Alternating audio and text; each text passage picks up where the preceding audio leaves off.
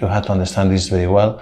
And also many times it's connected, snoring, with this condition named sleep apnea. Apnea is the interruption along the sleep. No, suddenly you are snoring and something like that, and suddenly you feel like short of breath, and then you need to wake up. This wake up is because our brain is sending an alarm because it needs oxygen. Our neurons, our brain needs oxygen, and for that it's sending an alarm. Please, I need you wake up and provide me oxygen. So this is the bad consequence of the snoring.